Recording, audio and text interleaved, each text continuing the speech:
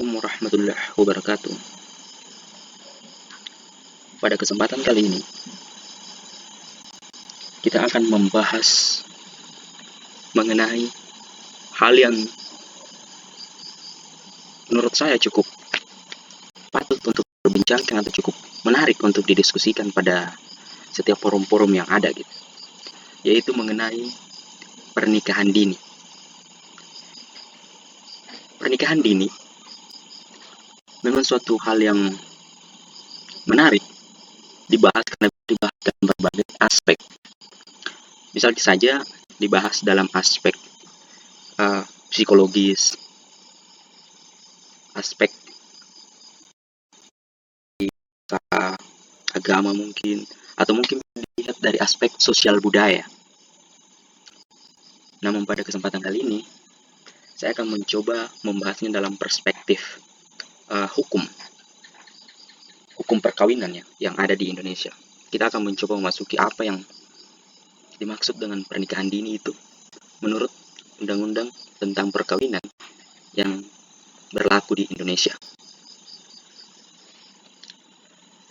Pada dasarnya, pernikahan dini di dalam bahasa hukum atau dalam ketentuan peraturan perundang-undangan tidak mengenal yang namanya pernikahan dini. Karena ini merupakan mungkin bahasa sehari-hari ya, atau mungkin bahasa sosial ya, yang mungkin bisa masuk dalam bahasa hukum, mungkin pernikahan di bawah tangan atau pernikahan di bawah umur. Lalu mungkin yang menjadi pertanyaan, apa itu pernikahan dini? Mari kita coba bahas, kawan-kawan. Kita masuk ke dalam dasar hukum perkawinan terlebih dahulu.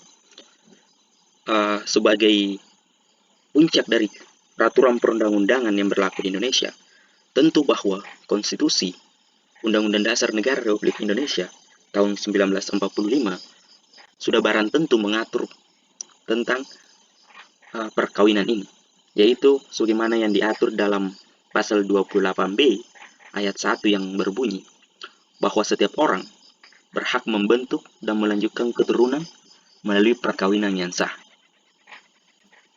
Lalu, ketentuan ini kemudian dijelaskan kembali atau kemudian diatur kembali dalam Undang-Undang Nomor 1 tahun 1974 tentang perkawinan, sebagaimana yang telah diubah dengan Undang-Undang Nomor 16 tahun 2019 tentang perubahan atas Undang-Undang Nomor 1 tahun 1974 tentang perkawinan. Kita melangkah ke pertanyaan kedua, apa itu perkawinan? Untuk menjawab hal tersebut, mari kita melihat definisi perkawinan menurut Undang-Undang Nomor 1 tahun 1974.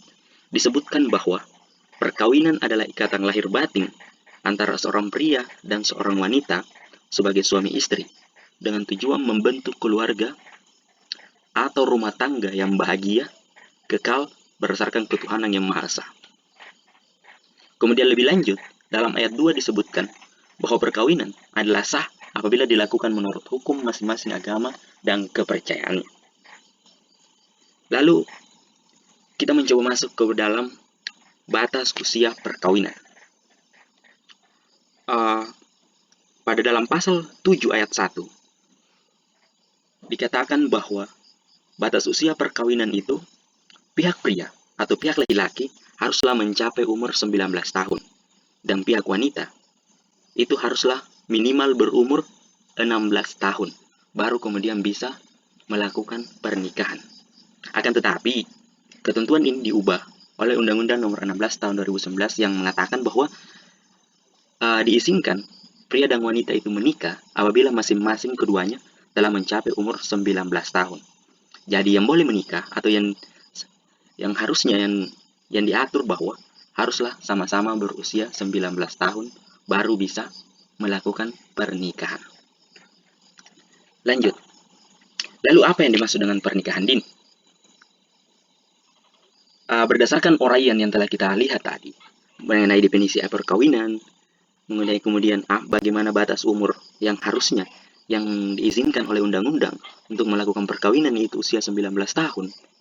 Ini berarti bahwa pernikahan di bawah umur atau kemudian pernikahan dini ini adalah pernikahan yang dilakukan sebelum atau belum mencapai usia 19 tahun, baik pria maupun wanita. Inilah yang kemudian dikategorikan sebagai pernikahan dini. Lalu bagaimana misalnya jika uh, pernikahan tersebut dilakukan meskipun belum mencapai usia 19 tahun? Apakah sah pernikahannya? Tentu sah gitu kan ya. Jika kita pertanyaannya sah atau tidak, tentu sah. Karena syarat sahnya perkawinan itu ditentukan berdasarkan dasar kepercayaan atau agama masing-masing. Juga diatur dalam undang-undang perkawinan, tapi untuk lebih jelasnya mungkin tidak dibahas di video ini karena video ini fokus pada mengenai pernikahan dini itu sendiri.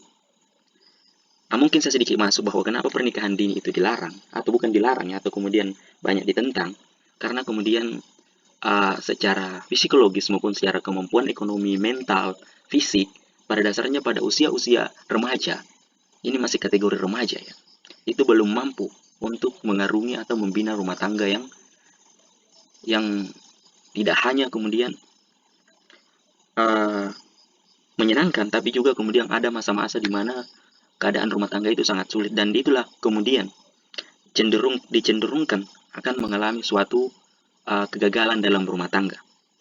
Dan juga dalam sisi medis, uh, remaja atau khususnya perempuan yang belum berusia sesuai yang diatur dalam undang-undang itu 19 tahun, rentan mengalami masalah dalam kesehatan, yang mungkin masalah janin rahimnya karena belum terlalu kuat sehingga kemudian belum bisa hamil atau belum kuat lah, sehingga kemudian ini yang undang-undang mengatur bahwa haruslah berusia 19 tahun. Lalu kemudian jika muncul pertanyaan, bagaimana apabila pernikahan tetap dilakukan meskipun belum mencapai usia 19 tahun? Jika kemudian ini terjadi, teman-teman, saya sedikit membahas, mungkin ini pembahasan lanjutannya. Jika ini terjadi, jika memang misalkan terjadi, bisa kemudian pengecualian dari undang-undang itu dengan melakukan permohonan nikah ya di pengadilan agama untuk melakukan permohonan nikah agar diizinkan untuk menikah meskipun usianya belum mencapai usia 19 tahun. Lalu kemudian muncul pertanyaan, apa itu nikah siri? Nikah siri itu teman-teman, nikah yang dilakukan tanpa didaftarkan di KUA atau kantor urusan agama bagi yang beragama Islam, ataupun tidak didaftarkan di catatan sipil bagi yang beragama non-Islam ya. Ini kemudian nikah siri juga biasa distilahkan dengan pernikahan di bawah tangan. Artinya tidak terdaftar atau tidak diberikan izin oleh negara atau kemudian oleh pemerintah, sehingga kemudian surat nikah tidak ada, teman-teman. Yang ini apa kemudian konsekuensi dari nikah siri? Ini nikah siri kemudian selain tidak mendapat pengakuan bahwa dia telah bersuami istri karena tidak ada akta nikahnya, yang kedua akan berdampak kepada anaknya, karena anaknya tidak akan bisa mendapatkan akta lahir sebelum ada kemudian akta nikah ataupun kartu keluarga dari kedua orang tuanya, sehingga kemudian ini akan bermasalah. Yang akan dilakukan apabila sudah terlanjur nikah siri, ya melakukan permohonan isbat nikah ya di pengadilan agama. Menurut kira-kira seperti itu, teman-teman.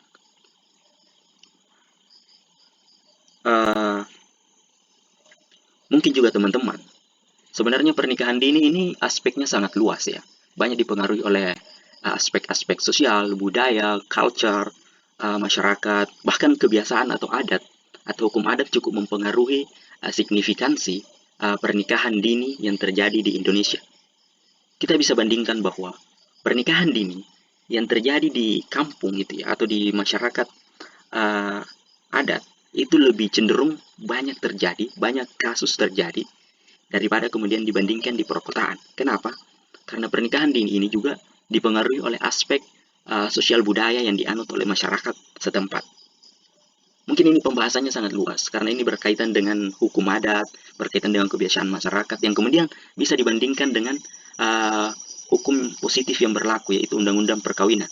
Ini kemudian menjadi suatu studi kasus ya, atau kemudian study case, yang kemudian yang harusnya menarik untuk diskusikan, tapi karena waktu yang tidak uh, membatasi kita, waktu yang membatasi kita teman-teman, sehingga pembahasan tersebut mungkin akan dilanjutkan di episode-episode atau di video-video yang akan datang. Mungkin cukup sekian, terima kasih, mudah-mudahan video ini memberikan manfaat dan terutama bisa memberikan semacam edukasi kepada masyarakat bahwa pernikahan dini itu sebenarnya tidak dilarang, tapi kemudian dianjurkan bahwa pernikahan itu tidak dilakukan dalam usia yang masih belia, dalam usia yang masih remaja. Sehingga hal-hal negatif yang dikhawatirkan akan terjadi, itu tidak terjadi. Mungkin sekian, terima kasih. Wassalamualaikum warahmatullahi wabarakatuh.